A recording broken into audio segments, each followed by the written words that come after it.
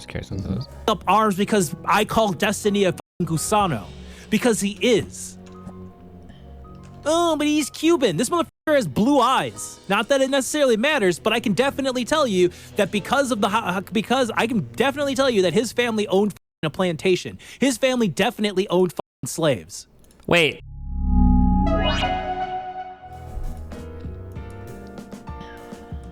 There's no way this passes, right? That would be unbelievable.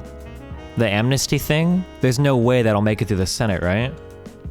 The GOP said no because they want harsher measurements on border enforcement. I'm not thinking about the GOP, I'm just trying to think if there's enough like blue dogs or if there's enough like conservative Dems in the Senate that will vote against it. They only need one against it, right?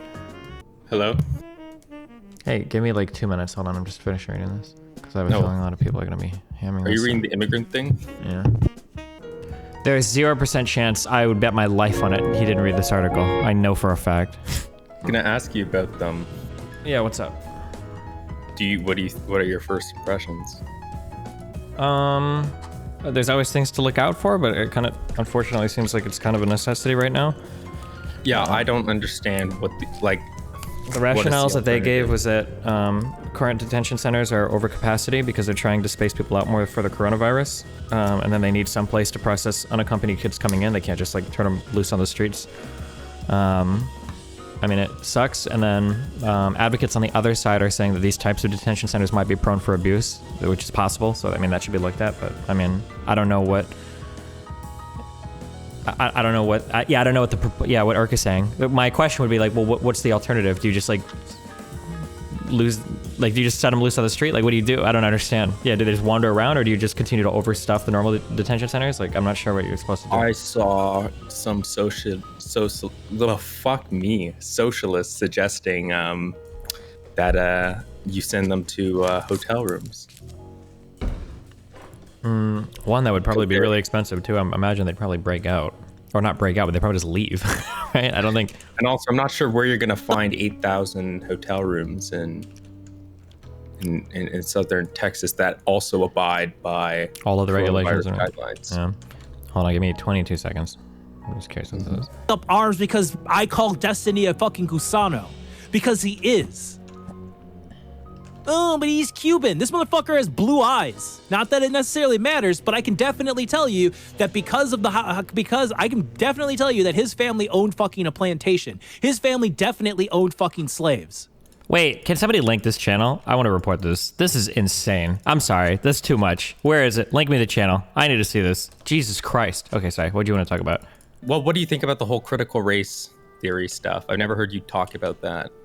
Honest to God, I haven't ever studied critical race theory. My guess is going to be I'd probably agree with most of the claims made as it seems to go. But when it comes to like any type of like social like analysis related to race or gender, but I don't know. Are there like particular? Because I've tried to look up some things because I know that people got mad. It's like the government is pushing critical race theory, and anytime I would like look up like any of the brochures or the slides or whatever that would be talked about, nothing really seemed that controversial. It just seemed like people being really sensitive. Or I don't know. What do you think? Is there like controversial or bad claims made? I mean, yeah, I disagree with a lot of stuff from critical race theory, but I mean, its implementation in education in America, I don't think is necessarily going to be, I think it can only really do good things. The question is going to be how you implement it in a way that, doesn't sort of go, I don't know, I guess too radical, because there are branches of critical race theory that I think are really, like a little bit sort of postmodernist stuff. Sure. I think also people need to be very careful about like, we got to stop attacking people for everything. People are getting a little bit crazy in terms of how they look at things. Like, I think it's really cool to bring attention to like white privilege and stuff like that, but I think we have to find better ways to frame this than just like relentlessly shitting on white people. I don't think that's a very effective way of getting your message across. I don't know, it's getting a little irritating. Yeah, I don't know what the solution there is to getting people, like, it's the same thing with, topics in affirmative action, like anything as soon as, because it's all about equality of opportunity, right? So how do you convert these, like, for example, like my partner, well, no, I guess I shouldn't say, I know people who are super, I know people like that, and I don't even really know. Wait, people that are like equality of opportunity, anything that is remotely like that slightly favors black people over white people or indigenous people. It's the same people who would complain about, indigenous people having treaty rights. That type of person who doesn't recognize, historical oppression and systemic oppression. I don't know how you necessarily convert people to sort of see the bigger picture as opposed to just looking at things in isolation, aside from their historical context. Oh, sure. Yeah, I don't know. And I mean, it seems to me that critical race theory is part of that solution, is you get that in school so that they can better understand it. I mean, I think that's already sort of happening. I feel like my generation is more understanding of that than others. There are all those polls about how, Gen Z is super progressive and like more socialist and stuff. But I don't know if that's just a product of age, and actually that's usually what happens at this age. I don't know. I don't know how much to buy into that, but I'll see people, fucking leftists on Twitter, talk about how it's not just a phase. Everyone is actually becoming hyper socialist, and I don't know if that's going to stay, or like most people, they become less radical as they grow older. Yeah, it's hard to say. Yeah, and maybe it might even just be that like it appears that way because they're more vocal now because we have social media, which maybe made it a little bit harder to advertise those beliefs. Like maybe in the 60s, when the peace, love, all that, maybe a lot of those people were way more socialist than we knew, but they just didn't have the ability to advertise it as much. It's hard to say. I don't know. Yeah. Oh, and I guess the other issue is probably socialism now. Well, it's definitely take on a different meaning. So I bet a lot of Gen Zers, when they hear socialism, aren't actually thinking of like Marxist, Leninist socialism, and are instead the USSR like Bernie, democratic. I don't know if that's a recent, I don't know, but there's also like the Red Scare, where anything that is slightly like the government intervening in, in society is seen as socialist. So I don't know if the definition has really changed all that much or not. I guess that's a complicated topic. I don't know. But in terms of actual like critical race theory, everyone complains about like the Frankfurt. I don't know how much you know about all this stuff, actually. It's not that much. Yeah. I mean, that's the thing. When you argue with a lot of leftists, none of them actually read theory. And that's something that really bugs me, is that the biggest leftist content creators, it's literally a meme in a lot of these communities to read theory because they don't. Yeah. And I feel like if it's a meme that you don't read books, I feel like that's probably bad. Yeah. To be ultra clear on my position on this, I don't really care as much if like how, in terms of like how well read or how studied somebody is about something like that. That's not really what bothers me. Usually the thing that bothers me is their screaming arguments in response to everybody else is to read theory or read books. That's probably the thing that pisses me off the most.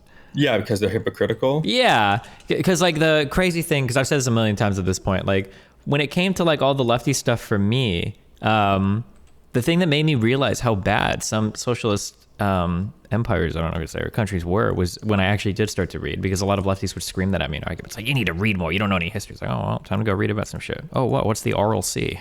Oh, it doesn't exist anymore because of the USSR. Holy shit. Like, I didn't know about any of that shit until I actually did. And then it was crazy to me that everybody that screams read history, it's kind of like when people are like, oh, you don't understand Jordan Peterson, you're taking him out of context, you need to read his entire fucking life's anthology. It's like, oh, okay. It's like the same type of shit where they don't read anything, they're just hoping to like bury you under like a ton of obfuscation. Yeah, I mean, didn't we have a debate about Holodomor on stream at some point? I feel like we might have debated on whether or not the word genocide was appropriate or not. Yeah. I've definitely evolved on that issue, and I would call that a genocide, quite clearly a genocide. And actually, I would even go farther on this and say that leftists who deny that being a genocide are really, really fucking cringy, because they'll then call things like, well, like, for example, I want to call what happened to indigenous people and what is still happening to indigenous people as genocide, because I don't think, if you actually look at the development of the word genocide by Lemkin, and he's the one who introduced the definition to the United Nations, and got that, introduced. And as you rightly pointed out in our original discussion, the reason why it was originally shifted from cultural genocide to intentional physical violence was because of these imperialist states, also like Russia, but also like America and France and Belgium, etc., because they would all be implicated for genocide. So Lemkin actually wrote about how awful it was that this notion got so sort of watered down in the end. It doesn't reflect the way that genocide actively happens, which is a combination of physical violence, but also cultural violence and the dissolution of cultural ties between peoples, and how these two things are sort of interwoven with one another. And understanding it like that, clearly what the USSR was, that even if it wasn't intentional, right? Because that's what everyone's always talking about, is that, oh, well, it's intentional. I think some level of intentionality probably needs to be there to call it a genocide, right? That's what makes it such a horrible thing, is the intentional removal of an entire group of peoples. Now, maybe the intention isn't the removal of them, but if you're intentionally committing an act that will lead to that, that's the intentionality part. I think that's bad, right? Okay. So like I could say like a DUI where you kill somebody is bad, even by intention. Not saying that your intention was to murder a specific group of people, but your intention was to engage in an act that was so reckless that it could, right? Yeah, I don't know, because like, for example, I say all the time on Twitter, just to sort of prompt people to think about it and sort of provoke reaction, that I still think that Canada and the United States are committing genocide against Indigenous peoples, because I'm understanding genocide because there's something to be said about using language, and this is also something I'm changing my mind on. There's something to be said about using language in a way that empowers the people, and that we shouldn't necessarily just stick. It's like the same way that when people say like, oh, you should do that, and people like, oh, you mean legally? Well, no, that's not the only way to understand the notion of should. It's the same thing with the topic like genocide. I don't think we need to confine genocide to this largely arbitrary and purposefully manipulated definition that was cooked up for the United Nations, and instead understand it more broadly to entail cultural genocide as well, because the term genocide obviously brings with it so much power, and we can then draw attention to the... You just have to be careful though, because if you over leverage a word, then the power starts to disappear, right? Yes, and it's... Like if I hear somebody right now call somebody like a fascist, that actually means nothing to me now. When somebody says fascist, I just assume they mean person they don't like. Yeah, I know. I agree with that as well. The notion that like America is fascist or something is really is really cringy to me. But I mean, I don't know. I feel like with genocide, it's not... I don't think it's gotten to that point. And I feel like when people say, oh, well, how are Indigenous people having genocide committed against them? I can actively point to policy decisions that are being made by the United States and being made by Canada that actively destroy communities and culture and people's lives. Like, for example, when Trump, opened or ended the moratorium on petroleum drilling in the Arctic Wildlife National Refuge. Like that would have completely devastated Gwich'in people in that area. And I would absolutely consider that genocide, because that would completely destroy the culture of these people. And I remember you thought that was funny at the time, I think, that notion of, and I wonder if I can... wait, repeat that last thing again? Well, listen, the context for this is, I remember I sent out a tweet talking about how Indigenous people tie their identity to the land and animals that inhabit the land. And you thought that was funny as fuck at the time. And I got really mad at you on Twitter. Oh, I think I remember Dan and me were probably trolling on this, but... Yes. So I think... Because previously I engaged poorly on the topic, so you were just taking... Sure, yeah, and we were probably all... Yes. I think that cultural genocide is really hard. I don't know. I don't think a lot about this. Cultural genocide is really hard because it's not necessarily always a bad thing, depending on what we mean by that. So let me give an example of this. Cultural genocide is one of the things that white nationalists and Western values people use when they try to argue against allowing brown immigrants into a country. So, for instance, a lot of, like the ethno-European white people or whatever will say shit like, we're culturally genociding white people in America by having Mexicans come in. We're committing cultural genocide by having, the genocide of white people, of white culture or whatever. So sometimes I think the evolution of culture through the introduction of new values, et cetera, can be okay. But obviously I would say that's significantly different than one group of people imposing on another group of people restrictions on their land, which is probably is measurably different than what I'm talking about. Right. It's about and I read an amazing paper on this. I'll tweet out the author of it later today. But it's talking about just that, about the difference between natural cultural evolution, because that applies equally well to indigenous people. Like a lot of people will sort of have this static notion of indigenous communities, which actually sort of contributes to these racist stereotypes of indigenous people, that they are still living like they're, in the 1760s or whatever, when actually they've had to actively evolve dynamically within the colonial structure. And so their culture has naturally evolved as well. But the difference is whether that is a natural dynamic result or whether it's being forcibly imposed upon people, right? And it's probably really, really, really hard to figure, I imagine, or really hard to measure that. Yeah, I mean, but when a community, like specifically to give a real life example at Old Crow, these are people who actively talk about their identity being tied to what are called the porcupine caribou, because these people have been there for God knows how long now, like thousands on thousands of years. And they live off of it. All of their ceremonies are often tied to the porcupine caribou herd, and they have identity with these creatures. And to us, of course, and even to me, that sounds sort of like, I don't really know what the fuck you mean by that. But at the same time, I can recognize that different people view this in different ways. And actually, I'd like to ask you your thoughts on fucking veganism and indigenous people, because that's an argument I have all the time. But to basically take this group of people, divorce them from the land. Holy shit. Wait, I'm sorry. Just really quick. Did you ever listen to my first debate with Vegan Gains? No, I can't subject myself to one of the things that he quote unquote got me on, that I was willing to bite the bullet on, is because I talk about like reciprocation of values for me is essential for respecting another human being. So if somebody else isn't respectful of some fundamental values, then I have zero consideration for their life. So for instance, if somebody thinks it's okay to like rape or kill or stuff like that for me, then I would say this person is incompatible with my system, right? And he would say, oh, well, what about, he brings up, there's this tribe of people that live off an island and, like they don't reciprocate people's values, they kill them. Do you think it would be okay to kill these people? And it's like, I don't believe that they're actually humans that are actually physically incapable of empathizing with and reciprocating values with people.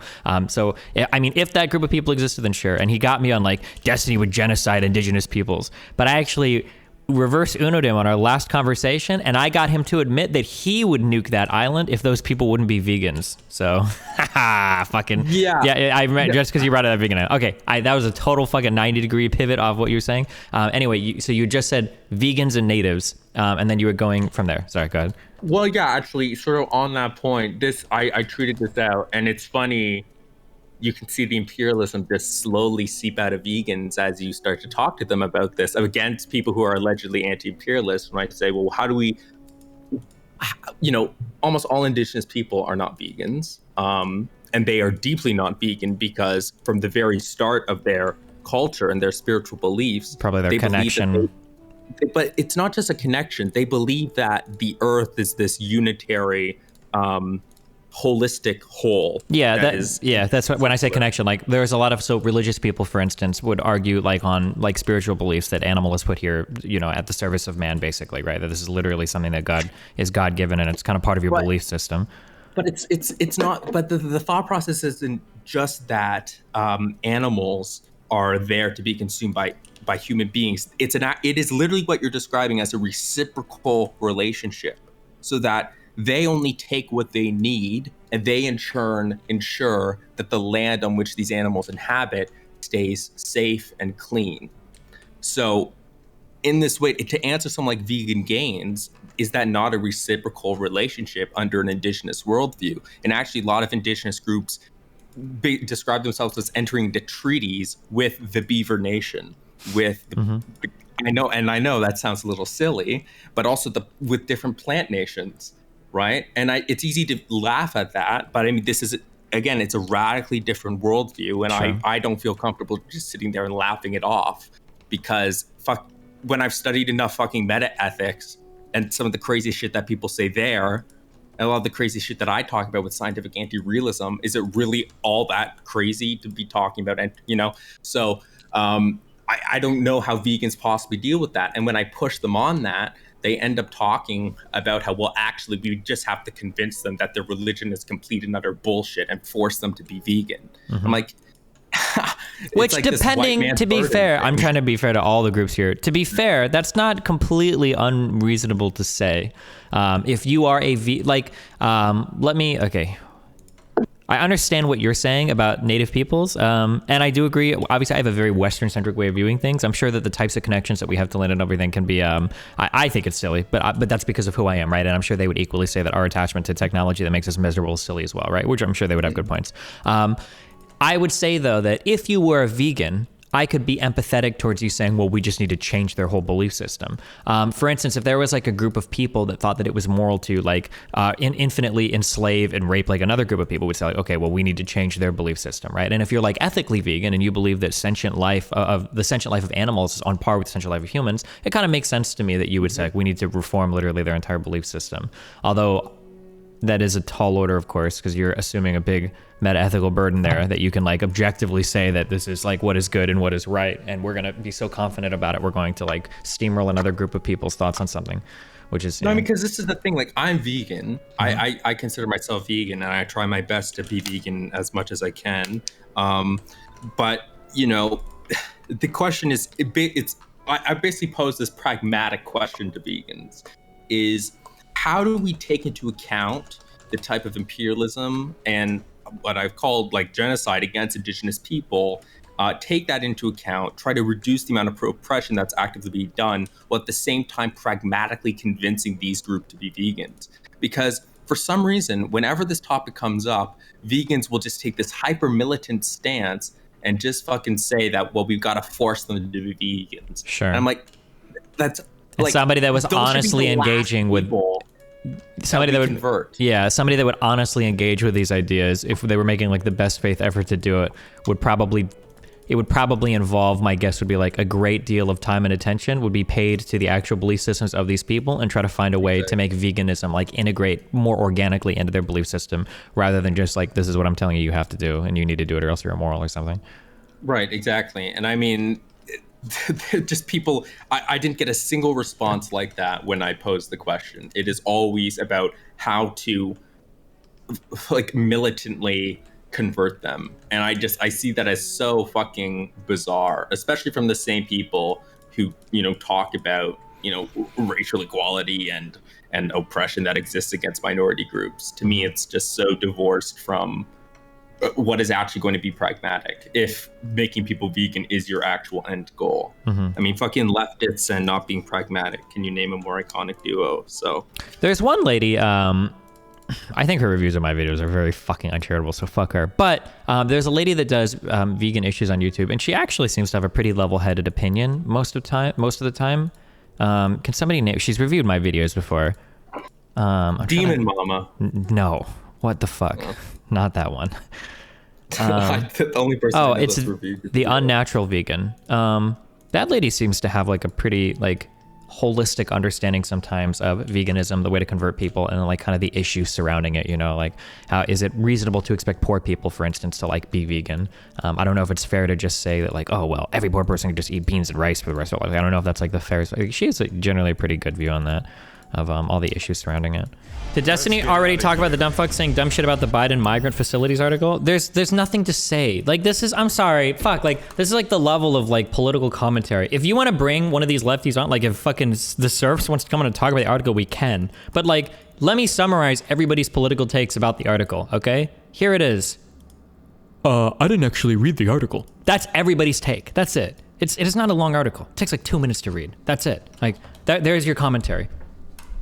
Number 1 victory royale, yeah, Fortnite, we about to get down. Get down. 10 kills on the board right now, I'm just looking at it gearing up, so don't drop right away. You gotta wait, I got a black screen. I revived him, now we're heading southbound. Now we're in the Pleasant Park Street. Slate. suspends podcast host after debate over racial slur. Oh my God. Is this guy a Destiny viewer? Oh no. Wait, in a lengthy thread of messages, Slate staff members were discussing the resignation of Donald G. McNeil, a reporter who said this month that he was resigning from the New York Times after he had used the slur during a discussion of racism while working as a guide on... Wait, so like, did he call someone a slur? Did he use it like in a...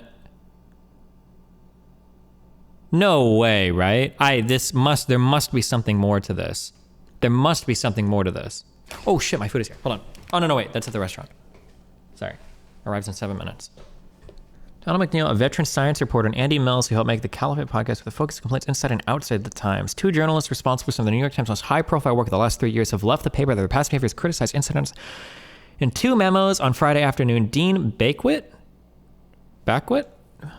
paper's executive editor, and Joe Kahn, the managing editor, informed the staff of the departures of Donald G. McNeil, a science correspondent who reported on the coronavirus pandemic, and Andy Mills, an audio journalist who created the Daily.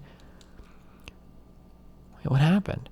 At least 6 students or their parents complained about comments he had made, the Daily Beast reported last week. Times confirmed he used a racist slur on the trip. Wait, how?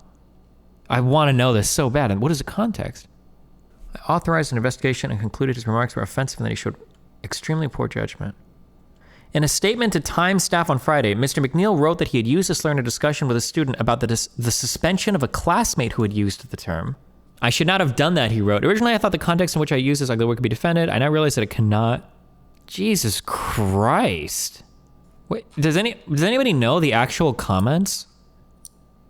He used the N-word, said horrible things about black teenagers, and said white supremacy doesn't exist. Really? Like, this is a more extreme thing, if this is true. We found he had used bad judgment by repeating a racist slur in the context of a conversation about racist language. Oh my God. Grow up. Oh God. Kill me. Holy shit. Are you serious? How pathetic are these fucking students? Oh my God. What a sad fucking world we live in. So what did this guy, in a lengthy thread of messages, Slate staff member were discussing the resignation. Wait, so this guy had to resign because he defended the other dude who got fired? Holy shit. So one guy says, it sounds like, I could be wrong, but it sounds like he said, I had to suspend this student because he said, and then he repeated the slur or whatever. And then this guy is like, I don't think that guy should have been suspended for it. And then he got suspended for it? What the fuck? Mr. Pesca, who is white, said he felt there were contexts in which a slur could be used, according to screenshots of the Slack conversation that were shared with the Times. This is probably a dumb question, but I'm guessing for like older books like Huckleberry Finn or whatever, these people probably want those books either completely destroyed or like they want to censor all those words in the books. To understand what was in the video, I asked if she had called someone else the slur or whether she was rapping or quoting a book title, and asking the question, I used the slur itself. On a 2019 New York Times trip to Peru for high school students, I was asked at dinner by a student whether I thought a classmate of hers should have been suspended for a video she had made as a 12-year-old in which she used a racial slur. This is crazy. This is wild. Remember to hit that like and subscribe, and don't forget the notification bell so that my videos show up right in your feed. 10 kills on the board right now. That's what I'm gonna have, Dan. Yeah, Fortnite, we're about to get down.